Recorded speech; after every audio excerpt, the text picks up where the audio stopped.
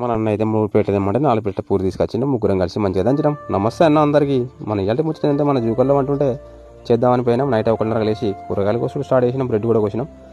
మొత్తం మీద కట్టింగ్ అయితే అన్నాయని ఫస్ట్ అయితే డబుల్ గమ్మట్ అయితే చేసినాం. ఇంట్లో స్వీట్ కూడా కానీ అయింది. మన జగడి కార్తీక్ అయితే దించి కింద పెట్టారు. నేనైతే 80 కిలో మటన్కు గంజ ఎక్కించిన, నూనె పోసిన. అందులో ఉల్లిగడ్డ గోలిన తర్వాత మన కార్తీక్ మటన్ వేసిన. వాడిని మటన్ చూసుకోరని చెప్పి నేనైతే ఉల్లాకు కొత్తిమీర వేసి మంచిగా చట్నీ పెట్టిన ఉప్మలకు. దాని తర్వాత మటన్ కూడా కానీ అయింది. అజయగడి కార్తీక్ దించి కింద పెట్టారు. దాని తర్వాత నేనైతే అది నాన్ వెజ్ తినే వాళ్ళకు పాలకూర పప్పు, ఆలుగడ్డ టమాటా సాంబార్ వేసి పక్కన పెట్టిన. ఇంతలో మన అన్న అయితే 4 ప్లేట్ల పూరి తీసుకొచ్చిండు. ముగ్గురం కలిసి మంచిగా దంచడం. అది అయిపోయిన తర్వాత బగారకు అయితే డేక్స్ ఎక్కించిన.